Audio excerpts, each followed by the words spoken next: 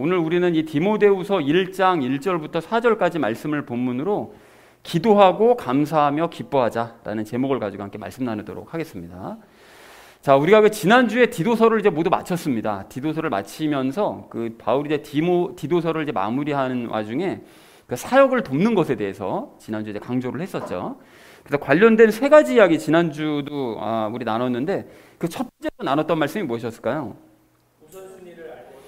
네, 그렇습니다. 지난주에 우리가 디도서를 이제 총 정리를 하는 시간을 가졌는데 정리를 하다 보니까 그 디도서의 가르침들을 가만히 생각해 보니 이게 세상에 이익을 얻는 것과는 이게 별 상관없는 얘기들만 기록되어 있었다는 것과 또 도리어 어떤 거는 정반대의 가르침을 가르치고 있는 세상의 가르침과는 반대의 가르침을 가르친다는 것을 확인을 했죠. 그런데 이런 모든 가르침들을 사실은 본성이 악했었던 그리고 또 아주 본능에 충실했었던 크레테 섬 사람들도 이러한 가르침을 따랐다고 했습니다. 그러니까 우리는 당연히 마땅히 이런 가르침을 지켜나가야 된다. 그래서 우리 인생의 주인이 사실 우리 인생의 후반전의 주인이 예수님이시죠. 그렇다면 우리가 예수님의 뜻을 따라서 살아가는 건 너무 당연한 일이다. 그런데 사실 많은 사람들이 이제 자기 인생의 계획대로 살아가고 그리고 예수님도 그런 계획에 응원을 해주신다라고 이제 오해들을 하는데 사실은 이게 잘못된 착각이다. 그래서 우리가 돌이켜야 된다라는 얘기를 첫 번째로 함께 나눴습니다. 자, 그런가 하면 우리 두 번째로 나눴던 말씀이 무엇이었을까요? 네, 그렇습니다. 디도서 그 결론, 그러니까 디도서를 통해서 바울이 가르쳤던 가르침의 최종 결론이 무엇인가 봤더니 사역을 도우라는 것이었죠. 그러니까 앞에서 가르쳤던 모든 가르침들을 가르칠 때 그 가르침들을 돕기 위해서 열심을 내어라 라는 말씀을 했었죠. 그래서 이제 우리를 돌아보면서 우리 교회의 사역은 무엇이냐? 우리 교회의 사역은 말씀 사역이라고 그랬죠. 왜 말씀 사역을 해야 되는 거라고 말씀을 드렸는가 하면 성경의 모든 내용을 메시지를 한 줄로 정리하면 하나님의 말씀을 듣고 행하라는 것입니다. 그런데 하나님의 말씀을 행하기 위해서 사람들이 들을 생각을 하질 않아요. 성경을 읽어야만 하나님의 음성을 들을 수 있는데 성경을 안 보기 때문에 아예 음성 듣는 이 신앙의 시작을 아예 시작도 안 하고 있는 것이죠. 그래서 우리가 이것을 이제 가르쳐야 된다. 그런데 성경을 읽을 때 다른 사람의 도움이 아닌 오직 자기 눈으로 성령님의 도움만 받아서 읽기 시작하는 이것을 가르치는 사역을 해야 된다. 그러니까 예수님께서 주관하시는 이 사역에 우리 동참하고 이 사역을 돕자라는 얘기를 우리 두 번째로 나눴습니다. 자, 그런가 하면 마지막 세 번째로 나눴던 말씀이 무엇이었을까요? 은혜를 구하자. 네, 그렇습니다. 그래서 방금 말씀드린 것처럼 이제 사역을 돕고 행하는 이런 일을 행할 때 뭐 우쭐하는 마음을 가진다면 이건 그리스도인이 아니겠죠. 그리고 반대로 이런 사역에 대한 부담감을 가지는 것 역시 이건 그리스도인으로서의 바람직한 태도가 아니라고 그랬습니다. 그래서 이 모든 것들은 사실은 은혜로 행해야 되는 것이라고 그랬죠. 그래서 우리가 은혜로 행하려면 당연히 말씀을 읽어야 된다. 왜냐하면 은혜가 곧 예수님이시고 예수님이 곧 말씀이시니까요. 자, 그래서 삶의 가장 중요한 분은 우리 예수님이시고 은혜라는 사실을 우리가 깨달아서 이 은혜를 힘입어서 사역을 돕는 일을 해나가자라는 얘기를 마지막 세 번째로 나눴습니다. 자, 그래서 사랑하는 우리 나눔 있는 교회 성도님들 모두는 삶의 우선순위가 무엇이 되어야 되는지 여러분 다시 한번 확인하시고요. 은혜를 힘입어서 이 사역을 도우시기 바랍니다. 그렇게 하셔서 예수님과 함께 동역하는 저와 여러분 되어주시기를 다시 한번 주님의 이름으로 간절히 축원드립니다.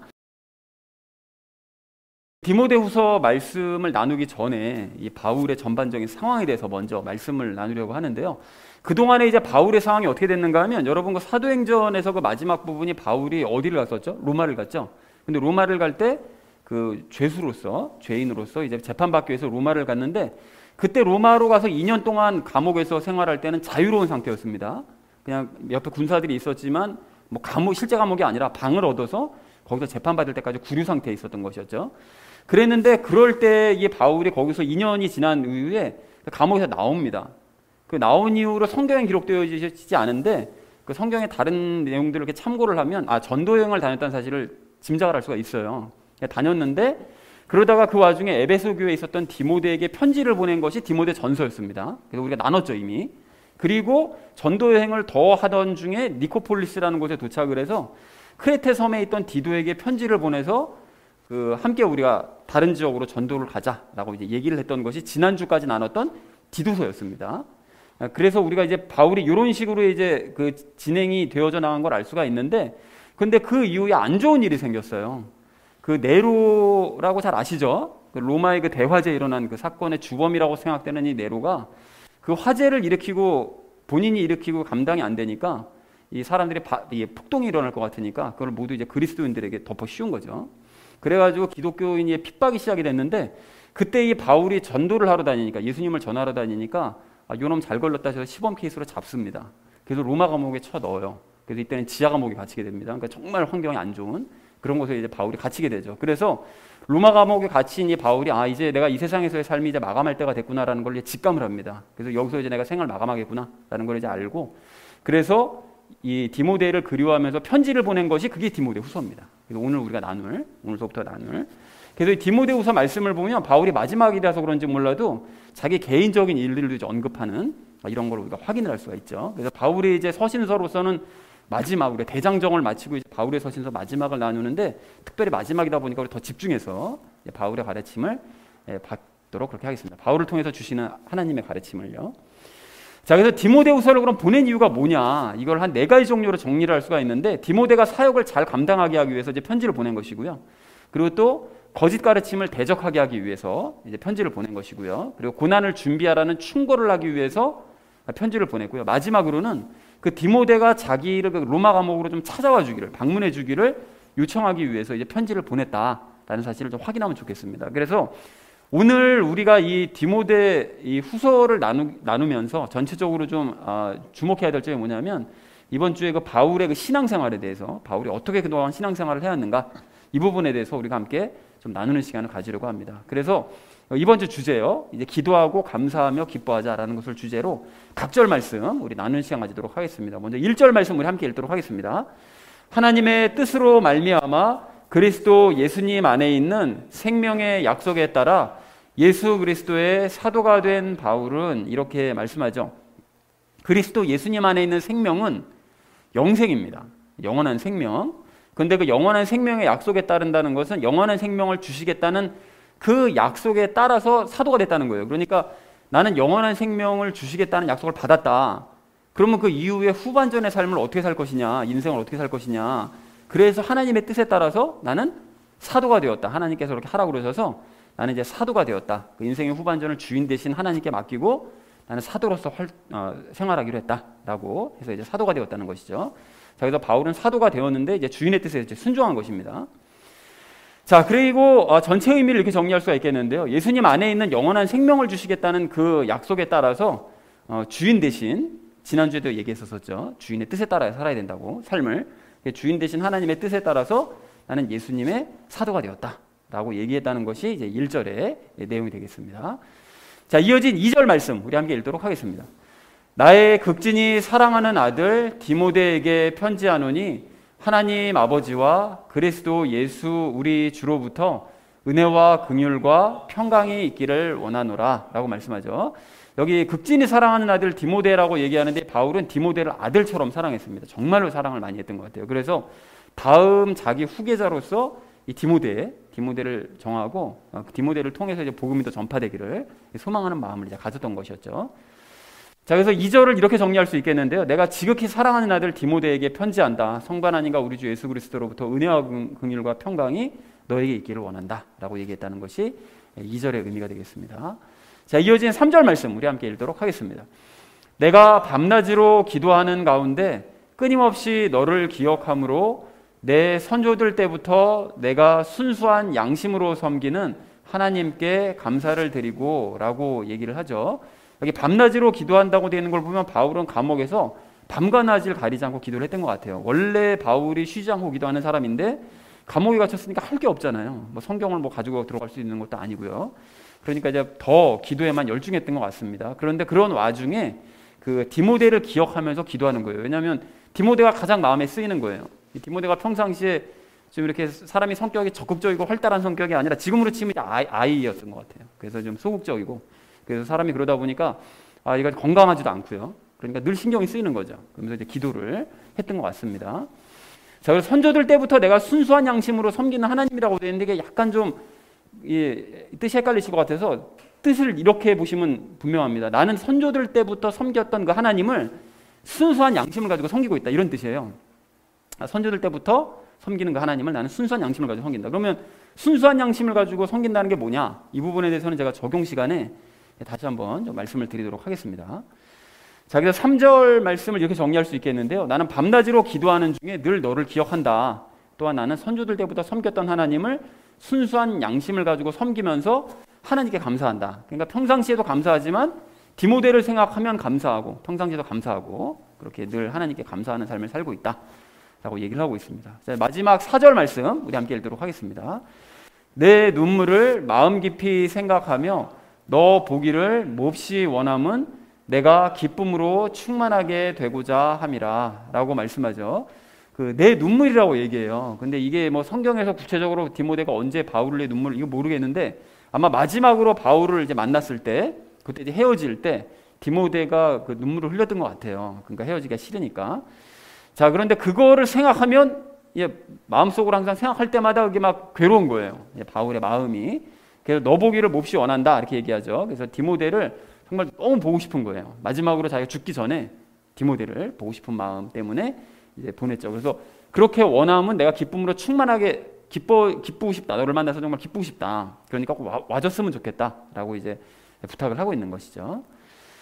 그래서 4절을 이렇게 정리할 수 있겠는데요. 나는 너의 눈물을 마음 깊이 생각할 때마다 너를 정말 몹시 보고 싶은데, 그러니까 너를 본다면 나는 기쁨으로 충만해질 것이다. 그러니까 좀 찾아와줬으면 좋겠다라고 부탁을 하고 있습니다. 자, 그래서 오늘 본문을 이렇게 정리할 수 있겠는데요. 예수님께서 주시는 영생의 약속에 따라서 하나님의 뜻에 의해 예수님의 사도가 된 바울은 지극히 사랑하는 아들 디모데에게 편지를 보낸다. 성부 하나님과 예수님으로부터 은혜와 긍휼과 평강이 있기를 원한다고 얘기를 하고요. 그리고 나는 밤낮으로 기도하고 늘 너를 생각을 하면서 선조 때부터 섬겼던 하나님, 순수한 양심으로 섬기고 있는 하나님께 진심으로 감사하고 있다. 그래서 내 눈물을 깊이 생각하면 너를 정말 몹시 보고 싶은데 너를 보면 나는 기쁨으로 충만해질 거다. 그러니까 꼭 감옥을 한번 찾아와줬으면 좋겠다라고 얘기했다는 것이 오늘 본문의 내용이 되겠습니다. 자, 그런데 여러분 오늘 이제 본문 말씀을 보시면 이제 인사말인데 이제 바울의 서신서를 보면 항상 있는 인사말인데 그 인사말을 오늘 자세히 보시면 이 바울이 어떤 신앙생활을 했는지가 이제 눈에 보입니다. 세 가지가 보이거든요. 그래서 오늘 그거에 대해서 이제 나누려고 하는데 적용 시간에 그 관련된 첫 번째 기도에 대해서 그 두 번째는 우리가 순수한 양심에 의한 감사에 대해서 그리고 마지막으로는 기쁨에 대해서 이 세 가지를 주제로 함께 말씀을 나누고자 합니다. 그래서 오늘의 전체 주제요. 기도하고 감사하며 기뻐하자라는 것을 주제로 나머지 말씀은 삶에 적용하면서 말씀 나누도록 하겠습니다. 기도하고 감사하며 기뻐해야 될 우리가 오늘 첫 번째로 함께 나눌 말씀은 쉬지 말고 기억하며 기도하자는 것입니다. 쉬지 말고 기억하며 기도하자. 여러분 조금 전에도 말씀드렸던 것처럼 오늘 본문 말씀을 보면 이 바울이 신앙생활을 어떻게 했는지 그 세 가지 모습을 발견을 할 수가 있는데요. 그 첫 번째가 뭔가 하면 쉬지 않고 기도했다라는 사실을 기도하는 삶을 살았다는 것을 우리가 알 수가 있습니다. 여러분 3절 말씀을 보십시오. 보면 뭐라고 말씀하시죠? 바울은 밤낮으로 기도했다고 얘기해요. 그죠? 감옥에 갇혀서 할 수 있는 일이 없으니까 더 이렇게 기도에만 몰두를 했겠죠. 자, 그런데 바울의 길을 따라가고 있는 우리라면 우리도 그러니까 쉬지 말고 기도해야 되는 것이 맞습니다. 여러분 그래서 바울처럼 뭐 밤낮으로 내내 뭐 그냥 기도하는 게 이건 너무 부담된다 싶으시면 여러분 틈나는 대로라도 기도를 하셔야 돼요. 자, 그렇다면 우리가 기도를 할 때 뭘 기도를 해야 될까요? 여러분 그리스도인이 무엇을 기도해야 될지에 대해서는 예수님께서 이미 제자들을 통해서 가르쳐 주셨어요. 그게 뭐죠? 주기도문이죠. 그 주기도문이 제자들이 그러잖아요. 기도하는 방법 좀 가르쳐 주세요. 그랬더니 주기도문을 가르쳐 주시잖아요. 그런데 이 주기도문을 예수님께서 이 기도 방법대로 기도해라라고 가르쳐 주시니까 무조건 그럼 외우면 되겠구나 싶어서 외우시는 분들도 계시더라고요. 실제로 필요할 때마다 외운대요. 근데 그건 주술입니다. 그건 기도가 아니에요. 그러니까 이게 주기도문을 외울 것이 아니라 이 주기도문이 도대체 왜 이런 기도문을 주셨나 이 전체의 구조를 알고 이걸 깨닫고 응용하는 게 이게 중요합니다.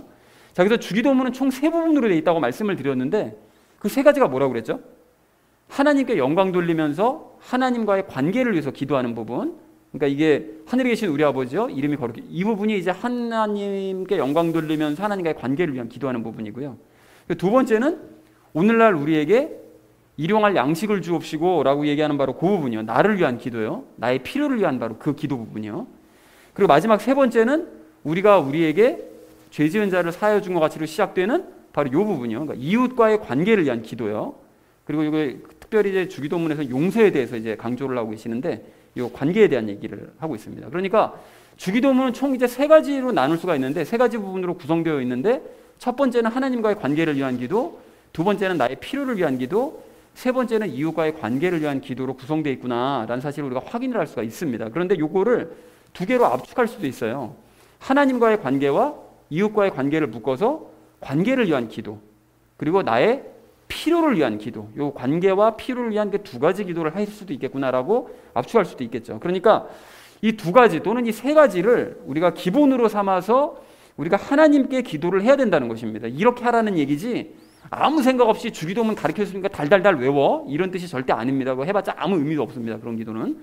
자, 그래서 우리가 그럼 기도를 어떻게 해야 되느냐? 쉬지 말고 바울처럼 기도를 하되 먼저 관계를 위해서 기도를 해야 되는데 그 우선적으로 하나님과 이웃과의 관계를 위해서 우리가 쉬지 말고 기도를 해야 됩니다. 그 중에서 먼저 첫 번째로 그 예수님과의 그 친밀한 관계를 위해서 우리가 기도를 해야 돼요. 근데 그 기도를 할 때 어떻게 기도하면 되냐? 예수님과 친밀한 관계를 어떻게 기도하면 되냐?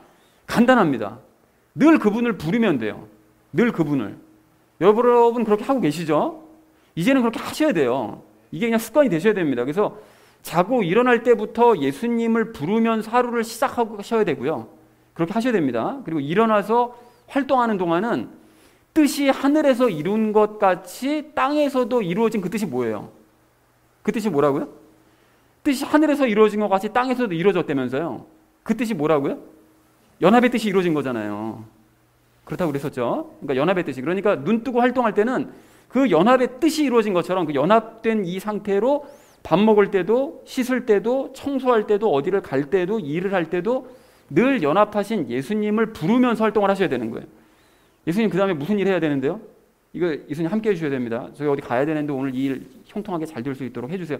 이거를 계속 부르시면서 활동을 하셔야 되는 거예요. 그리고 자기 전에는 오늘 하루 계속 동행해 주신 예수님께 감사하고 찬양하면서 하루를 마무리하면서 잠드셔야 된다는 거예요. 여러분 이렇게 하고들 계시는 거죠? 여러분 이런 관계를 위해서 계속 기도를 하셔야 돼요. 그래야 예수님과 더 친밀해집니다. 이런 게 전혀 없이 그냥 어쩌다 한번 생각날 때마다 예수님 찾아서는 이게 예수님과 친해지기가 힘들어요. 그러니까 계속 찾으셔야 됩니다. 자, 그런가 하면 이웃과의 관계도 마찬가지예요. 여러분 오늘 3절 상반절 말씀 보십시오. 보시면 바울은 밤낮으로 예수님과 교통하면서 기도하는 중에 누구를 기억한다고요?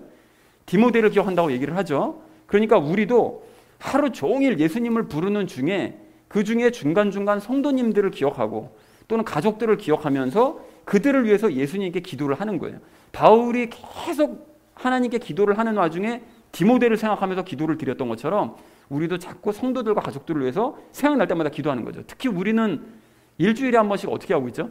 성도님들을 돌아가면서 그분과 그분의 가정을 위해서 기도하고 있잖아요. 그러면은 특별히 더 일주일 동안 그분들이 생각날 때마다 예수님께 계속 말씀드리는 중에 그분들을 위해 기도해야 된다는 거죠. 이것이 이웃과의 관계를 위한 기도를 하는 방법이라는 거예요. 자, 그런가 하면 이제 마지막으로 주기도문의 그 또 다른 원리가 남은 원리가 뭔가 하면 그 일용할 양식, 나의 필요를 위해서 구하는 그 기도가 있잖아요. 그런데 우선적으로 좀 아셔야 될 것은 무엇인가 하면 하나님께서는 우리의 필요를 아시죠. 아시기 때문에 사실 그 부분을 또 채워주시거든요. 그러니까 이 필요에 대한 기도는 정말 드리면 잘 응답해 주시는 편이에요. 그러니까 드리면 거의 필요하다 싶은 것들은 기도하면 다 이루어 주십니다. 다 들어주시는데 때로는 살다 보면 필요한 것이 아니라 우리가 원하는 것을 기도해야 될 때도 있잖아요. 그럼 하나님께서는 우리의 필요를 채워주시는 분이시니까 우리가 원하는 기도는 안 들어주십니까? 그렇지는 않습니다, 여러분. 제가 평상시에 뭐 그런 말씀 드리잖아요. 하나님께서는 우리가 원하는 걸 주시는 게 아니라 필요한 걸 주시는 분이시다. 이런 얘기를 자꾸 하니까 아, 그러면 원하는 건 전혀 안 주시나 보다 생각하실 수 있는데 그건 아니고 그건 주로 그렇게 필요한 걸 주신다는 거고 하나님께서는 우리가 원하는 것을 주기도 하세요. 그런데 경험상 아시겠지만 원하는 걸 기도할 때마다 항상 받으세요? 그렇진 않죠. 여러분 여기가 이유가 있어요. 그렇다면 이게 어쩔 때 원하는 기도에 응답을 해주시는 것이냐, 좀 솔직하게 말씀드려서 어떻게 그럼 기도를 해야 내가 원하는 것에 대해서 하나님께서 응답을 해주시느냐, 이게 좀 궁금한 거 아닙니까 우리가 평상시에. 그래서 오늘 그 말씀을 드리려고 하는데 여러분 어떻게 하면 받을 수 있을까요? 바른 내용으로 기도하시면 받을 수 있어요. 여기서 바른 내용이라는 것은 하나님께서 보시기에 바른 내용으로 기도한다라는 그런 뜻입니다. 그러니까 하나님께서 보시기에 바른 내용으로 그럼 기도하는 게 그 어떤 내용이냐 이걸 모르잖아요. 거기에 기록되어 있는 성경을 보실 때 그걸 알 수가 있는 거예요. 성경을 보셔야만 하나님께서 이거를 바르게 여기시는구나 라는 사실을 알 수가 있는 거죠. 그래야 하나님께서 보시기에 바른 내용으로 기도를 할 수 있는 것입니다. 물론 이런 걸 몰라도 내가 원하는 기도를 할 수는 있어요. 내가 이걸 몰라도요. 그런데 여러분, 그런 기도는 하시면 어떻게 되죠? 응답이 안 되거나 어쩌다가 얻어 걸리는 식으로 응답이 돼요. 그러니까 어떤 거 원하는 거를 기도하면 어쩔 때는 응답되는 것 같고 어쩔 때는 응답되지 않는 것 같은 경우가, 이게 왜 그런 건가 하면 하나님께서 보시기에 바른 기도를 했을 경우에는 응답이 되는 거고, 하나님께서 보시기에 이건 영 바른 기도가 아니다 싶으면 그때는 응답 안 해주시는 거예요. 그러니까 되다 안 되다 그런 것입니다. 자, 그래서 하나님께서 바르다고 하시는 바로 그 기도예요. 즉 하나님께서 받아주시는 기도예요. 그 응답해 주시는 기도를 하려면 뭘 해야 된다고요? 말씀부터 아셔야 된다고요. 여러분, 그래서 그 요한복음 15장 7절에서 그 예수님께서 말씀하신 걸 보면 확실해지는데, 여러분 한번 들어보십시오. 너희가 내 안에 거하고 내 말들이 너희 안에 거하면 너희가 원하는 바를 구하라. 그러면 그것이 너희에게 이루어지리라. 이렇게 말씀하세요. 그러니까 너희가 원하는 것을 구할 때 응답을 받고 싶니? 그러면 조건이 하나 있다. 그게 무엇인가 하면 일단은 너희가 내 안에 있어야 되고, 예수님과 연합해야 되고요. 그리고 말씀 안에 거해야 된다. 그러니까 말씀들이 너 안에 있으면 그러면 원하는 대로 응답받을 수 있을 거야. 이렇게 말씀하시는 거예요. 그러니까 이렇게 말씀을 알고 말씀 안에 거하면 내가 예수님이 뭘 원하시는지를 분명하게 알게 되고, 그렇게 되면 원하시는 것의 그 범위에서 벗어나지 않는 범위 내에서 기도를 하면 그거는 다 응답된다는 거예요. 자, 그러니까 여기까지가 좀 복잡하게 느껴지실 수 있어서 간단하게 한마디로 정리를 해드리자면 이겁니다. 예수님과 내가 원하는 것이 일치되면 응답되는 거예요. 근데 예수님께서 원하시는 것과 내가 원하는 게 일치가 안 되면 응답 안 되는 거죠. 그러니까 이 말씀을 모르면 내가 예수님과 내가 원하는 게 일치가 될 확률이 지극히 낮잖아요. 이제 그러다 보니까 응답을 잘 못 받는 경우가 많은 것입니다. 여러분, 여기까지 기도의 원리가 깨달아지셨어요? 무슨 얘기인지 아시겠죠? 그러니까 결국은 예수님과 내가 원하는 게 일치가 돼야 되는데, 그걸 일치되는 걸 알려면 말씀을 알아야 내가 뭐가 일치되는지, 그러니까 뭘 원하시는지를 알고 그 범위에서 기도할 수 있다. 자, 그런데 여기서 유의할 점이 무엇인가 하면 원함이 이렇게 일치가 됐는데 응답이 안 될 때도 있거든요. 이건 왜 그런 거냐? 이거 예수님께서 때를 정해놓으실 때는 안 돼요. 이거는 대책이 없습니다. 그냥 기다려야 돼요. 분명히 예수님도 원하고 나도 원하지만 예수님께서 이거는 이때 이룰 거야 라고 결정을 해두신 부분은 아무리 내가 지금 되기를 원해도 안 돼요. 안 돼. 그거는 그냥 기다리실 수밖에 없습니다. 그리고 또 한 가지, 예수님도 원하시고 나도 원하는데 믿음이 없으면 응답이 안 돼요. 정말 중요한 이 믿음이 없으면. 여러분, 그래서 이런 경우가 도대체 어떤 경우인지, 그러면 그럴 때는 어떻게 하면 응답받을 수 있는지 마지막으로 좀 기도의 필살기를 말씀드리려고 하는데요. 여러분, 제가 석 달 전쯤에도 사실 이 부분에 대해서 말씀을 드렸었는데, 그리고 개인적으로도 말씀들 드린 분들 있고 이런데, 여러분, 베드로가 무리를 걸었을 때 베드로가 했던 기도와 그 응답 기억하시죠? 베드로가 무리를 걸었을 때 여러분, 지금쯤은 이 베드로의 기도를 여러분이 적극적으로 활용들을 하고 계셔야만 하는데, 혹시 기억이 안 난다거나 별로 대수롭지 않다고 생각해서 혹시 안 하고 계시는 건 아니시죠? 여러분이 굉장히 중요한 기도거든요. 기도에 반드시 응답받을 수밖에 없는. 여러분, 베드로가 이 무리를 걸으시는 예수님 보면서 뭘 요청을 했죠? 뭘 요청합니까? 나도 무리를 걷게 해달라고 요청을 했죠. 이게 여러분, 이 기도가 필요한 기도가 아니에요. 베드로가 그렇게 물을 걸을 필요가 없어요. 그렇잖아요. 그냥 베드로가 원하는 기도였어요. 원하는 기도였는데 예수님께서도 어떻게 하셨죠? 그걸 원하셨다고요. 그러니까 방금 나눴던 원리에 의하면 베드로는 무리를 걷기를 원했고, 예수님도 베드로가 무리를 걷기를 원하셨기 때문에 예수님과 베드로의 원함이 일치가 됐으니까 이거는 100% 응답받는 기도가 맞는 거잖아요. 그런데 문제가 뭐죠? 사람이 무리를 걷는다는 게 안 믿어지는 게 이게 문제인 거예요. 예수님도 원하고 나도 원하는데 안 믿어질 때는 응답이 안 되는 거예요. 그러니까 일치가 됐음에도 응답이 안 됐던 건데, 그러니까 베드로가 예수님께 뭐라고 요청을 합니까? 마태복음 14장 28절에서 베드로가 이렇게 요청을 해요. 주여, 만일 주시거든 물 위로 죽게 오라고 내게 명하소서. 이렇게 얘기를 해요. 그러니까 자기는 무리를 걷기 원하는데, 예수님께서도 원하시는데 무리를 걷는 게 도저히 난 믿어지질 않으니까 예수님께서 명령을 내려주세요. 예수님 말씀에는 권능이 있으니까 명령만 하시면 그 명령의 권세에 따라서 저는 무리를 저절로 걷게 될 것입니다를 고백한 것이라고 그랬어요. 자, 그러니까 예수님께서 오라고 명령하시니까 어떻게 되죠? 베드로가 어떻게 됐습니까? 무리를 걸었죠. 원하는 대로 응답을 받더라고요. 자기가 원하는 걸 응답 받는 거예요. 그럼 여러분 이렇게 기도하고 계세요? 이 기도를 하고 계시느냐고요. 여러분 이게 놀랍고 굉장히 귀한 방법을 이걸 발견을 해서 말씀을 드렸는데 이 기도를 적극적으로 실천하면서 활용을 하고 계시느냐는 것입니다. 저는 무지하게 응답받고 있거든요. 이 기도로. 무지하게 응답받고 있어요. 명령만 내려주세요. 그럼 바로 됩니다. 이게 되냐고요. 활용이 되셔야 돼요, 여러분. 그래서 원하는 것이 있어서 기도를 해야 되는데 안 믿어져요. 안 믿어지면 어떻게 된다고요? 이 기도의 필살기가 여러분께 놀라운 응답을 가져다 줄 줄로 이렇게 믿습니다. 그러나 그렇게 되려면 위에서 말씀드린 것들을 행해야 되는 거예요, 여러분. 그래서 사랑하는 우리 나눔 있는 교회 성도님들 모두는 바울처럼 밤낮으로 기도하실 수는 없다고 할지라도 여러분 주기도문에 따라서 틈이 날 때마다 하나님과 이웃과의 관계를 위해서 기도하시기 바랍니다. 이게 돼야 되는 거예요. 이게 선행이. 그리고 어떻게 하라고요? 성경을 읽으면서 필요한 것과 원하는 것이 무엇인지, 하나님께서 원하시는 것이 무엇인지를 깨달으시고 기도하시기 바랍니다. 여러분 그렇게 하셔서 늘 기도에 응답받으시는 저와 여러분 되어지시기를 주님의 이름으로 간절히 축원드립니다. 기도하고 감사하며 기뻐해야 될 우리가 오늘 두 번째로 함께 나눌 말씀은 순수한 양심으로 하나님을 섬기며 감사하자는 것입니다. 여러분 오늘 그 본문에서 그 발견할 수 있는 바울의 두 번째 신앙의 그 특징이 무엇인가 하면 바른 분별력으로 하나님을 섬기면서 감사하는 삶을 살았다는 거예요. 여러분 이게 무슨 소린가 하면 그 3절 하반절 말씀을 보십시오. 뭐라고 하시죠? 바울은 순수한 양심으로 선조 때부터 섬겼던 하나님, 그 하나님을 섬기면서 감사한다고 얘기를 해요. 자, 그런데 순수한 양심으로 하나님을 섬겼다는 게 이게 도대체 어색한 말인 것 같아가지고 이게 도대체 뭔 소린가 싶으실 수 있는데 사실 이 말은 과거에 바울이 했던 말이었어요. 여러분 그 사도행전 23장에서 바울이 왜 유대인들에게 재판받을 때 그때 막 사두개인들 있고 바리새인들 막 섞여 있을 때 그때 그 얘기 했었잖아요. 나는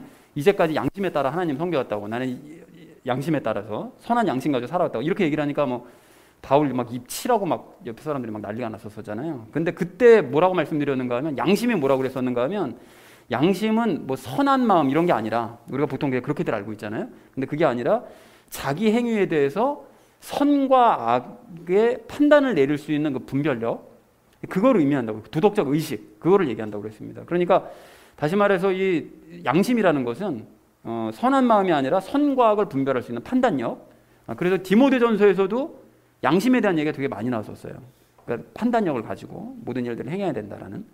자, 그러니까 양심이 없다는 얘기는 우리가 평상시에 저 인간 좀 양심도 없어 이런 얘기는 야, 저 인간 참 못됐어 뭐 그런 걸로 보통 통용이 되는데 사실은 단순히 그런 의미가 아니라 선과 악을 판단할 수 있는 그 분별력이 없다는 얘기예요. 없기 때문에 악을 행해놓고도 그게 악인지를 모르고 막 행하는. 그러니까 이런 사람이 양심이 없는 사람인 거죠.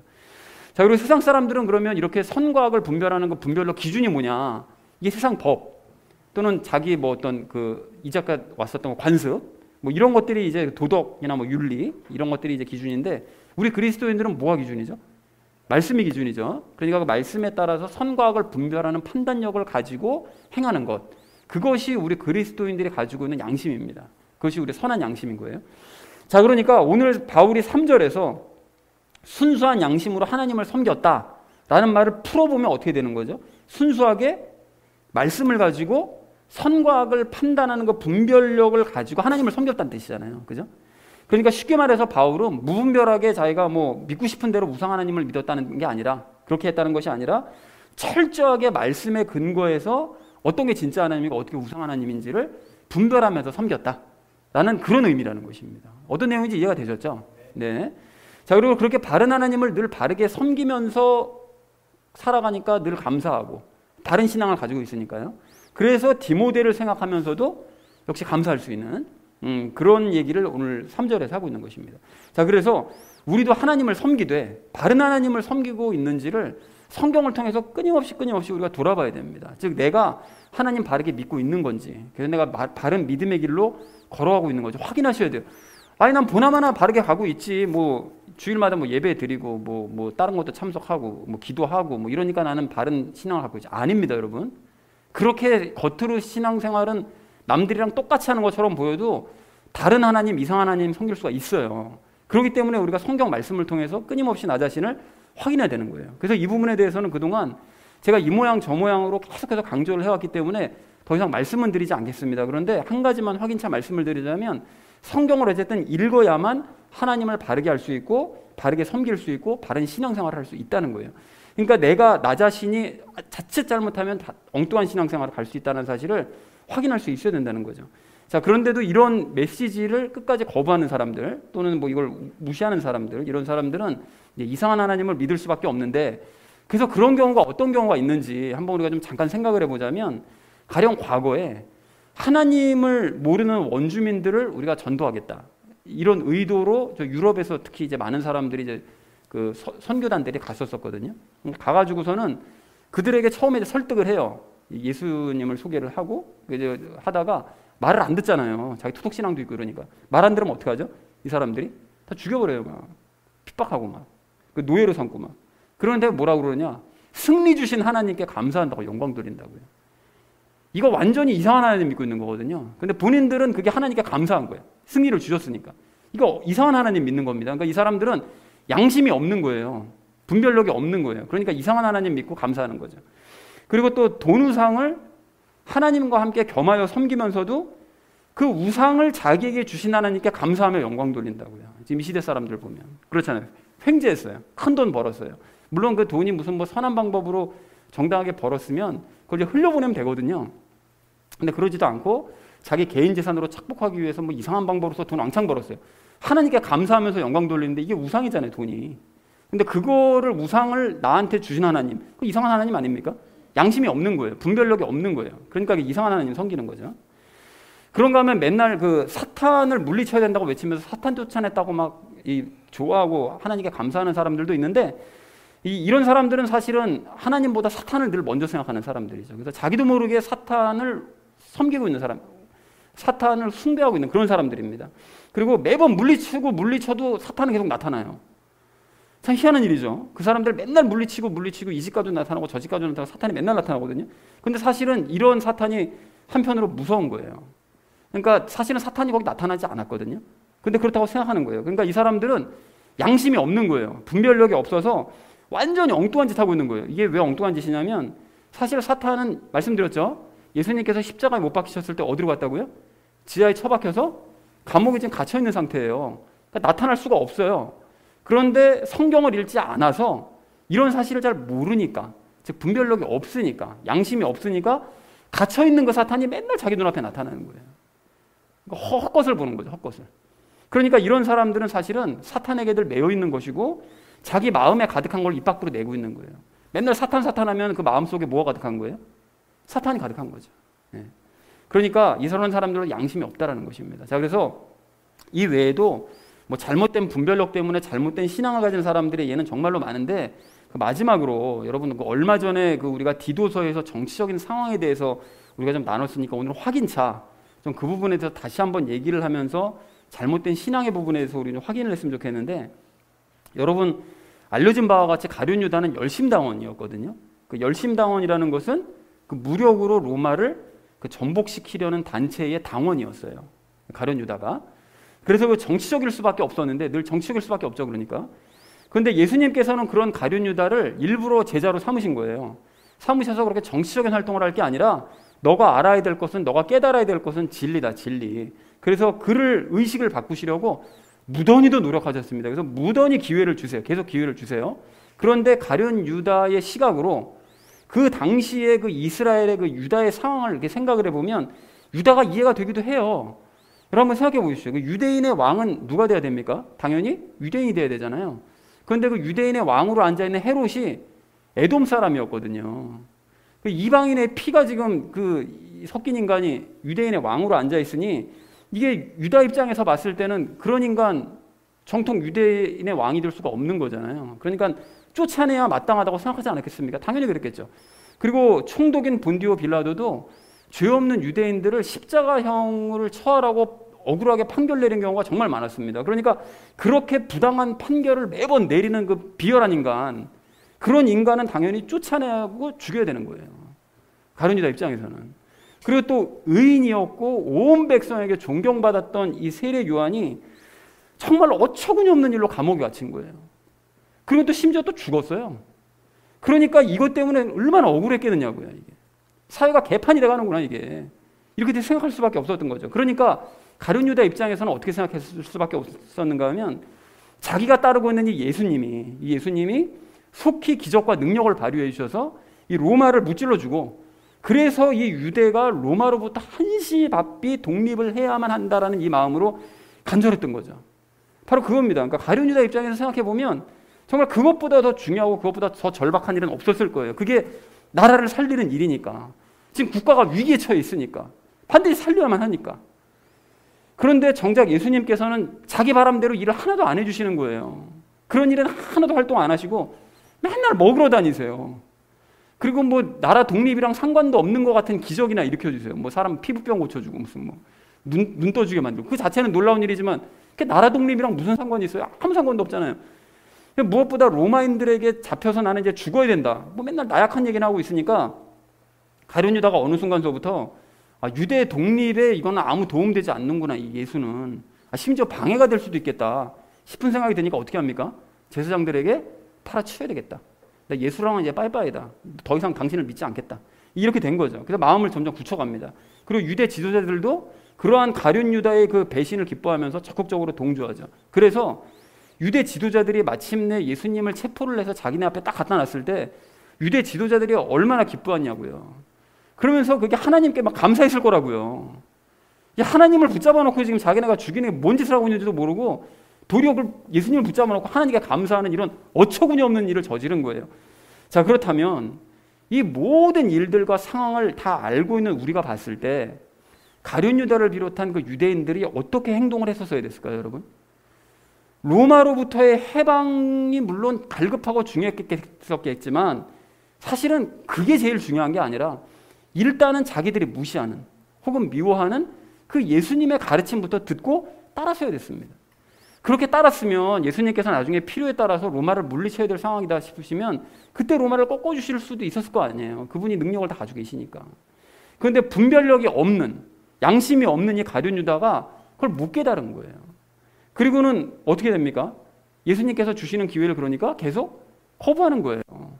당신 필요 없다는 거예요. 내가 원하는 대로 해주지 않으면, 아까 전에 우리 원하는 기도했잖아요. 내가 원하는 대로 해주지 않으면 당신 필요 없다는 거예요. 예수님께서 원하시는 것대로 따라가진 않아요. 그러니까 계속 결국 어떻게 되죠? 사탄에게 놀아나다가 결국 자살로 생을 마감해버리고야 말더라는 것입니다. 왜 이렇게 됐다고요? 성경을 안 봐서 하나님의 뜻이 뭔지를 이해할 수 없다 보니, 양심이 없다 보니 전혀 엉뚱한 것 하나 몰두하고 일을 황당하게 그르쳐놓고는 예수 팔았으니까 잘했다. 이제 그냥 걱정거리 하나 없앴으니까 이제 나라 독립을 더 열심히 일해야지. 이렇게 된 거예요. 마찬가지입니다, 여러분. 이 나라를 보면요, 해야 될 일이 정말 많은 것 같아요. 그리고 그 모든 일들이 이 나라를 위해서 다 중요한 일들인 것 같아요. 나가서 투쟁해야죠. 싸워야죠. 불의와 싸워야지. 할 일이 많아요. 억울한 일 당하는 사람이 너무 많고, 그리고 부당한 일도 많이 벌어지고. 그런데 여러분 그 객관적인 시각으로, 또 여러분 하나님의 시각으로 현재 상황을 넓게 바라보시면 이 세상 왕국을 위해서 행동하는 건 중요한 일이 아니에요. 유대인들이 그렇게 행동하는 게 중요한 일이 아니었잖아요. 그 유대인들 너희는 중요하지 않지만 우리는 중요해. 이럴 수는 없는 거죠. 그들에게 안 중요했으면 우리에게 중요한 게 아니에요, 여러분. 이 세상 왕국을 위해서 하나님께 뭔가를 구하는 것이 중요한 일이 아니라고요. 그건 예수님과 원함이 일치가 될 수가 없어요. 내가 원하는 거대로 예수님이 좀 해주세요. 이 나라 좀 바로 좀 잡아주세요. 예수님께서 원하시지 않기 때문에 안 하신다고요. 네가 먼저 바뀌지 않는데 왜 내가 너를 바꿔줘야 되니? 나라를 바꿔줘야 되니? 이렇게 되는 거예요. 그럼에도 불구하고 이것만이 중요하다고 생각하고 따르게 되면 그러면 예수님께서 주시는 기회를 계속 발로 걷어 차버리고 결국은 사탄의 손으로 가게 될 수밖에 없다는 것입니다. 그리고 그에 대한 최후는 우리가 다 알고 있잖아요. 가룟 유다와 유대 지도자들처럼 최후를 맞이할 수밖에 없다는 것입니다. 자, 그래서 이렇게 가룟 유다의 경우와 그 위의 경우에서 말씀드렸던 이 잘못된 이 모든 사람들의 이 모든 경우가 이 사람들이 하나님 잘 섬긴다고 다 생각하는 사람들이에요. 가룟 유다도 하나님 잘 모신다고 생각하고 있었어요. 그게 하나님이 기뻐하시는 일인 줄 알았어요. 로마로부터 유다를 독립시키는 일이 하나님이 기뻐하시는 일인 줄 알았다고요. 그리고 심지어 하나님께 감사하는 삶까지 살았죠. 그런데 이런 식으로 일평생 섬겨왔던 하나님이 사실은 우상 하나님이라는 것을 나중에야 깨닫게 되는 거죠. 죽을 때가 돼서야. 그래서 바깥 어두움으로 쫓겨나서 그 많은 사람들이 슬피 울면서 이를 갈게 되는 것입니다. 자, 그러면 우리 어떻게 해야 됩니까? 일단은 내 생각과 내 계획과 내 생활을 과감하게 다 버리셔야 돼요. 아, 이거 아닌데? 아니, 맞아요. 버리시는 게 맞아요. 버리고 일단은 예수님의 말씀을 귀담아 듣고 따르셔야 돼요. 그러려면 성경 읽으셔야 돼요. 성경을 통해서 계속해서 지금도 말씀하고 계시거든요. 너 삶이 이렇게 가야 돼. 이 방향으로 가야 된다고. 너 이렇게 살아야지. 분명하게 말씀하시면 아니라고요. 그게 중요한 게 아니라고요. 자꾸 막으시면 기회에 자꾸 거부하는 거예요. 그래서 하나님의 왕국을 위해서 힘쓰는 것이 우리에게 주어진 가장 급박한 일이요, 가장 중요한 일이라는 사실을 깨달아야 된다는 것입니다. 그것이 순수한 양심으로, 즉 바른 분별력으로 하나님을 섬기는 자세인 것이고, 또한 세상 왕국을 추월해서 그런 삶을 살고 있음에 우리가 감사해야 된다는 것입니다.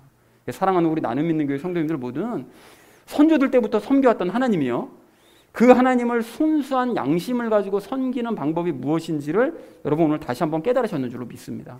여러분 그렇다면 성경을 통해서 더더욱 바른 양심, 바른 분별력 가지시고 하나님을 바르게 섬기고 감사하는 삶을 사셔서 하나님을 진정으로 기쁘게 하는 저와 여러분 되어주시기를 주님의 이름으로 간절히 축원드립니다. 자, 기도하고 감사하며 기뻐해야 될 우리가 마지막 세 번째로 나눌 말씀은 기뻐하자는 것입니다. 여러분 오늘 본문에서 발견할 수 있는 그 바울의 그 신앙생활 그 마지막 세 번째 특징은 기뻐하는 삶을 살았다는 거예요. 여러분 그 4절 말씀 보십시오. 보시면 바울이 왜 기뻐하죠? 그 다른 이유 때문이 아니라 사랑하는 디모데와의 만남 때문에 기뻐해요. 그러니까 즉 바울이 기뻐한 이유는 사랑하는 사람을 보는 것 때문에 기뻐하더라고요. 그러니까 죽음을 앞두고 있었으니까 아마 더 그랬겠죠. 막 간절하고 막 좀 한번 보고 죽었으면 좋겠다 이런 마음이 들었겠죠. 그래서 우리도 늘 이런 마음을 가지고 살았으면 좋겠습니다. 그러니까 즉 늘 마지막이라는 생각을 가지고 살자는 거예요. 그러면 진짜 기쁨이 뭔지가 눈에 보이실 거예요. 여러분 그 우리가 살아있는 동안에 예수님께서 다시 오시지 않으면, 그 재림하시지 않으면 우리가 먼저 예수님께로 가야 되잖아요. 근데 그날이 얼마나 남았을까요? 여러분 저 같은 경우에 70살에 그냥 갔으면 좋겠는데, 근데 뭐 많이 살아서 혹시 80까지 산다고 치더라도 계산해 보니까 앞으로 26년 남았더라고요. 그리고 이게 70까지 살면 16년 남았겠죠.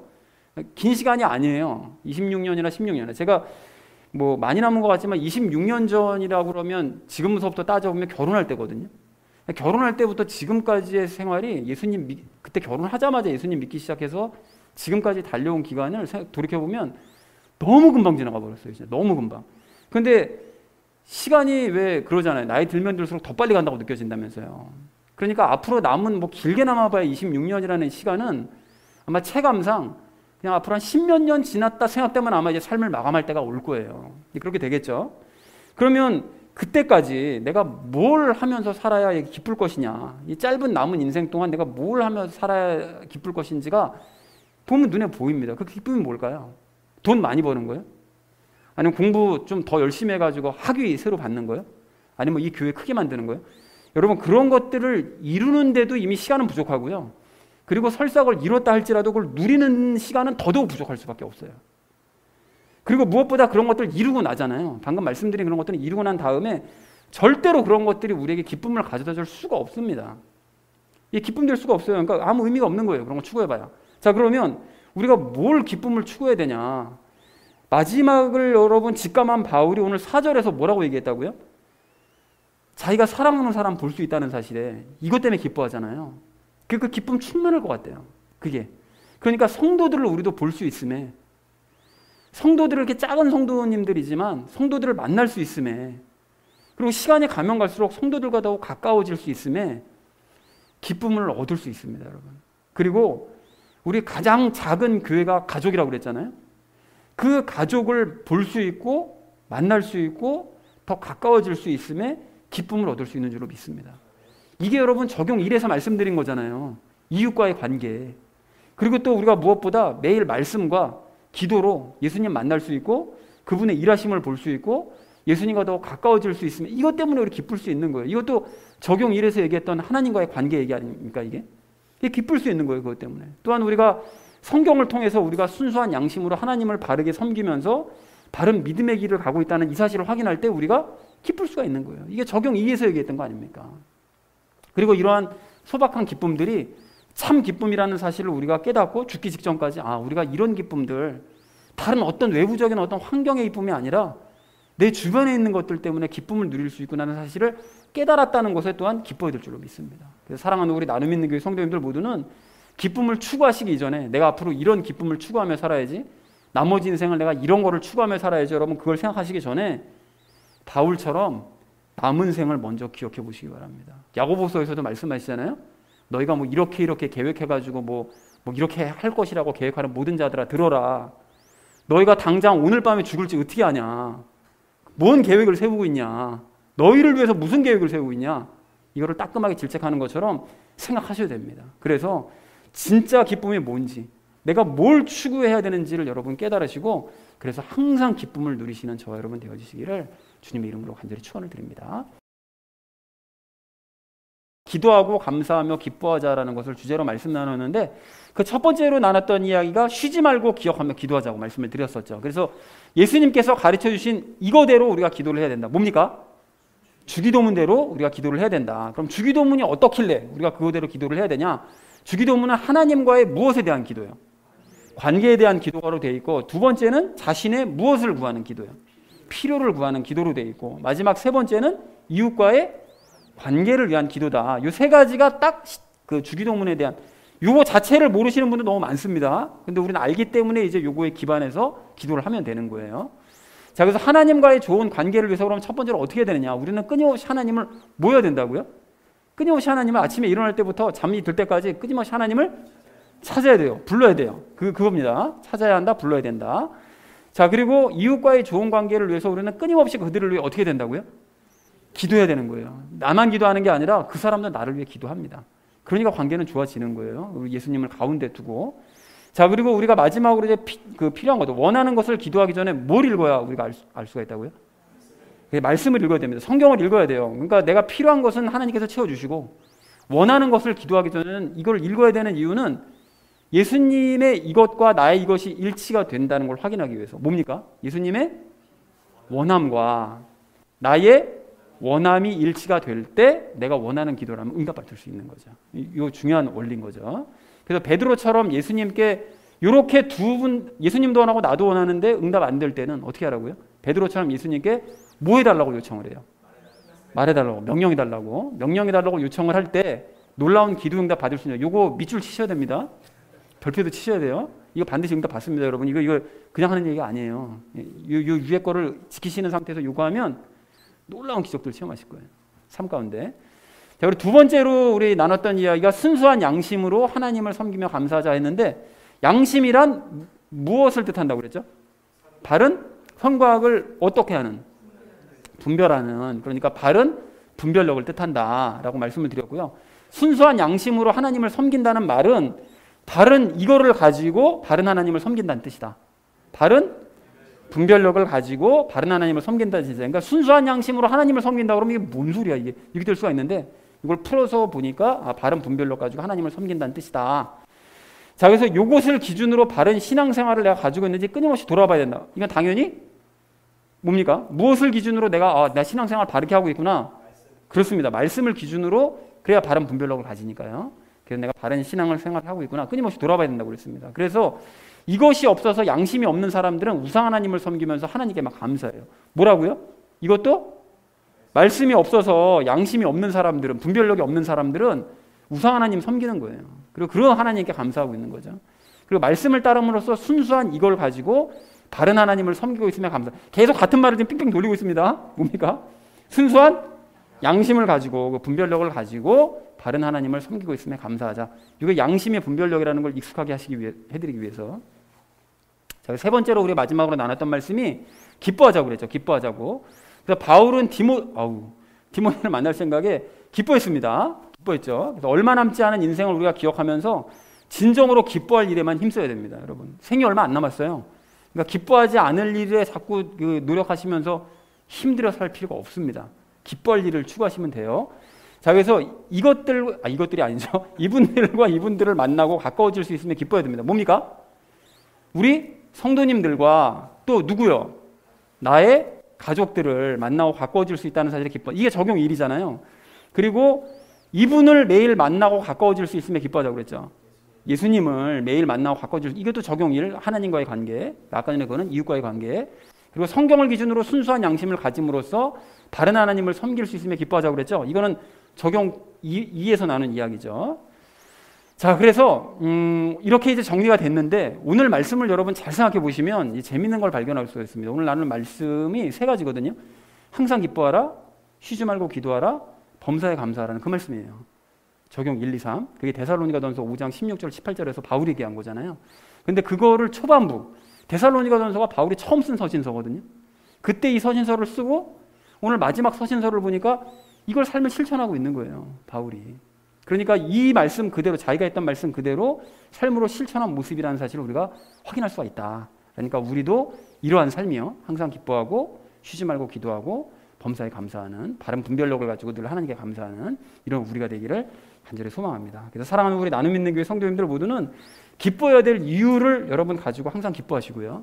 그리고 하나님과 이웃과 자신의 필요를 위해서 쉬지 말고 여러분 기도하시기 바랍니다. 그리고 바른 분별력을 가지고 바른 생활을 할 수 있음에, 바른 신앙생활을 할 수 있으면 여러분 감사하시기 바랍니다. 그렇게 바울이 일평생 실천했던 바로 이 삶이요, 이 삶을 우리 함께 실천해가는 저와 여러분 되어지시기를 주님의 이름으로 간절히 축원드립니다.